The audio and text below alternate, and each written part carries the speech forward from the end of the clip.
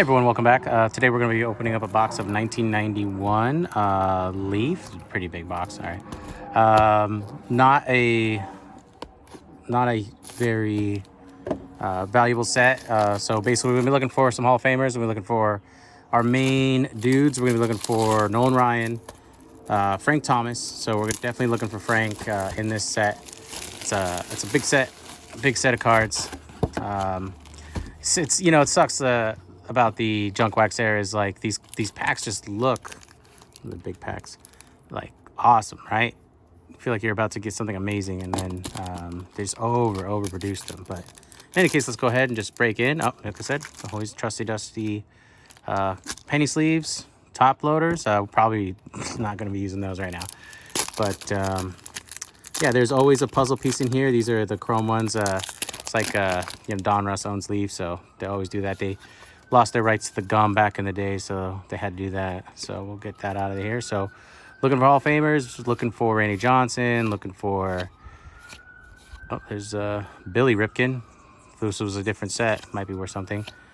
But Nolan Ryan and Frank Thomas is our goal. We always like to have a goal card.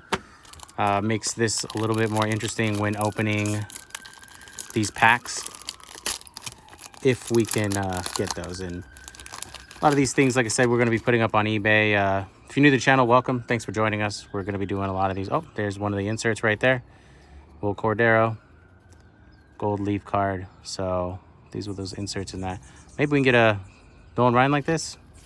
Not sure, but in any case, we'll be count this as one of the cards. We'll be happy with that Frank Thomas card.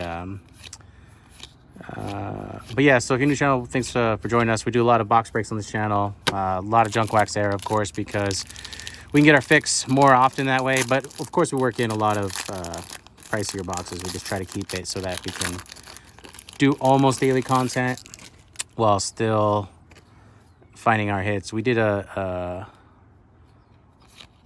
box of 1991. Oh, there's Ryan Sandberg right there. I guess we'll start a little pile. 1991 OPG Premier. We were looking for Nolan Ryan in that card, and we did get our hit like towards the very end of the box. It was it was looking grim, and then we ended up getting it. So we ended up lucking out on that. So actually, I guess we can set this up kind of the way they would in the stores here. There we go. Get that out of the way. Looking for, there's Jim Abbott, one-handed prodigy. I mean, Steve Sachs, one of my favorite players back in the day. Yeah, one thing I love about sports in general is the community aspect. I mean, even to this point, right? We're looking at cards together, but playing in sports and, building how to work with others along with adversity and work ethic. It's just, there's so many factors that you can draw upon as a person to, this is Will Clark, Hall of Famer, to use as inspiration. So it's pretty cool in that sense to Sandy Alomar. I guess I won't start a pile. I guess we'll just be looking for that Frank Thomas. Nolan Ryan will be our number 2 hit. If we can get that, we'll be happy. Like I said, not a very valuable set, like overproduced like crazy. Get that out of here. Let's see. Tommy Pena. Okay, so no pack yet.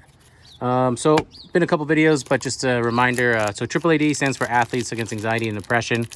My cousin was a professional pitcher for a little bit, and you don't hear about it all the time because it actually does affect their contracts. But obviously him being in it with a lot of his colleagues, like they go through a lot. It's a lot of demand. Not just the pressure of being famous, Barry Larkin, being famous, and Paul O'Neill, nice. Dealing with that pressure, of course. I mean, that has its own pressure, but the physical demands, sometimes people are just outside their contract. So, a lot of times people slip into heavy anxiety, depression. They rely on substances and things like that. And there's a stigma against that as far as getting new contracts from teams, of course, because they want to make sure that they want to believe that they're getting 100% of you for 5 to 10 years, whatever it may be. So that's what that stands for. But it goes into all factors. I mean, I think in this day and age, we all know that pretty much anything can be stressful, and we have to battle our own battles and hurdles every day. So I'd like to push the hobby forward, this hobby, along with some others, and do what we do for a cause. Like I mentioned, everyone does it, and it can sound like it's being played out, but you really can't play out a topic like that. So anyways, that's what that stands for. Jerbear, because my name's Jerry, and I'm you want to get away from me when I'm not so happy, but most of the time gonna give me a hug, I guess. All right, so no Frank Thomas yet. We need to find that Frank. Finding Frank. Julio Franco played till he was like 50, I think. I find him in every box break. I'm like, man, this guy's was eternal. All right, so the good thing about these packs is that they're a little larger. So the box is big. Like I said, it was a little more sizable than normal, but we are able to not have to break as many packs. We can, there's Ozzie Smith, go through them as quickly as possible. All right, we're getting some Hall of Famers for sure, but our gold card is Frank Thomas. So I think that or the Nolan Ryan are the most valuable ones in this particular set. This is when they try to get flashy, right? Remember when you used to throw these away and then they put chrome on them and you thought you would want to keep them? Got some new breaks coming up. We got, there's Barry Bonds. Never say no to a Barry. I mentioned in another video what I thought about the steroid era of baseball, and I'm not going to get into it again, but, a lot of these players, Gary Sheffield, worked hard, and I think, personally for me, I think, well, you can watch that video and see if you want my 2 cents or 1 cent, however you want to think about it. But we got more packs opening up. We got some more Leaf. We have some Donruss, of course, because you can buy boatloads of that. Oh, there's our insert. But did get some new stuff, some opening day. There's a lot of channels on this stuff. I actually enjoy them. Something therapeutic about maybe the sound of cracking packs and the nostalgia of it. At least for me. I've only recently got back into the hobby. I was heavy into it in the 90s, of course. Late 80s, early 90s. That's not looking so good. Late 80s, early 90s. And been on it for quite some time. And then you stumble upon your old collection. And, you get that little bit of excitement. And you think, well, what's the harm, what is the harm? And it can be a good investment if you do it the right way. Like I said, this community in particular so far has been, I've only been in it, not long at all. And I've had people reaching out and showing me support.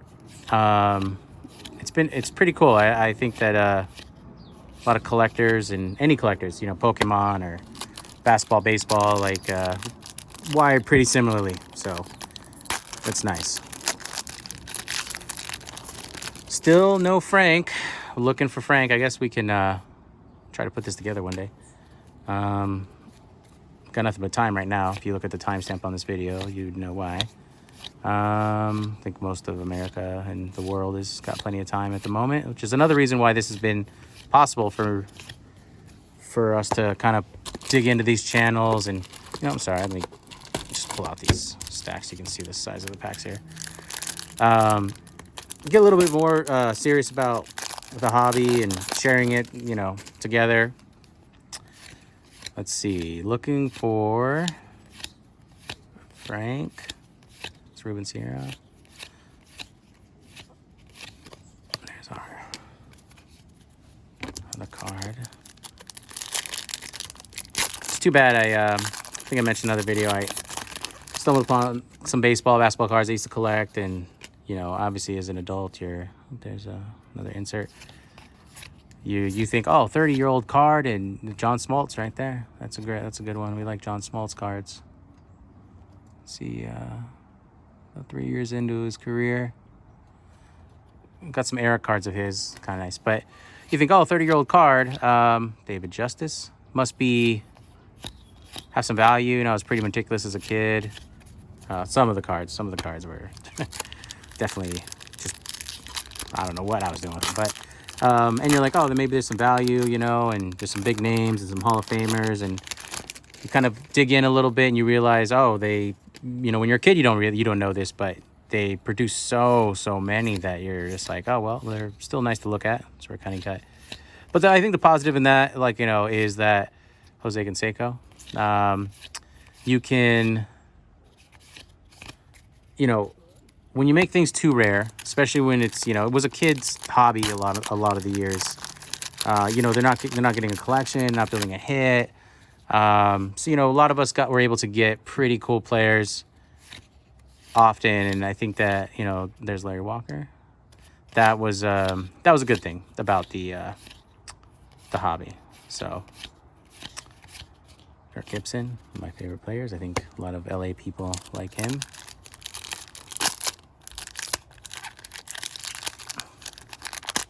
Oh, nice. This chrome in the back makes you feel like you're pulling something awesome every time. So I guess that's something. Let's see. Looking for Frank. There's Solskjaer. Looking for Frank or Nolan Ryan. I mean, we got some bonds, which is good.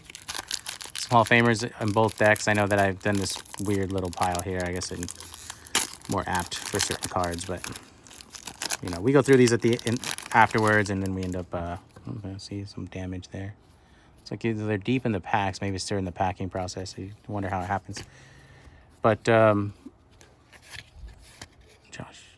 Beckett. Sorry, I thought Josh Beckett. I was like, that's odd. Craig BGO. But yeah, you're deep in the hobby, and you you know, like certain players, and certain players, you know, you build little booklets. So I still do. Like I said, I have my local favorites that are zero value to everyone else, but remind me of a good time. There's Kirby Puckett and Will Clark. That's good. This has been a good pack to get. This Tom Glavine. It's a good one too. I mean, a good player as far as the cards go. That's your prerogative whether you want to call that a good card or not. But I was saying I have a lot of players that just nostalgically they're just nice to look at. Spray Larkin.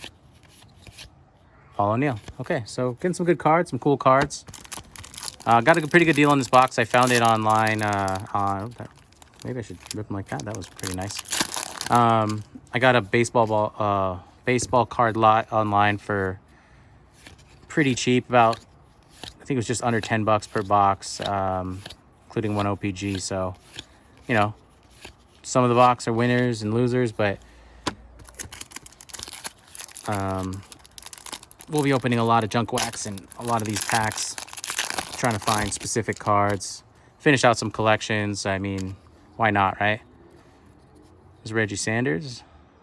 Actually a pretty good looking card. If they were all like that.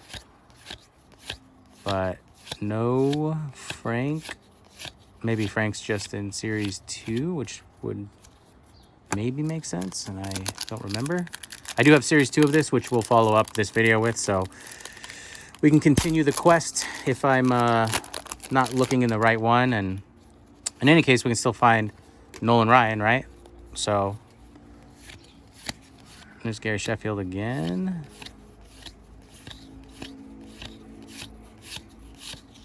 Larry Walker. All right, so we're about almost halfway, a little over halfway through the box, actually. I didn't even adopt the new ripping technique I said I liked.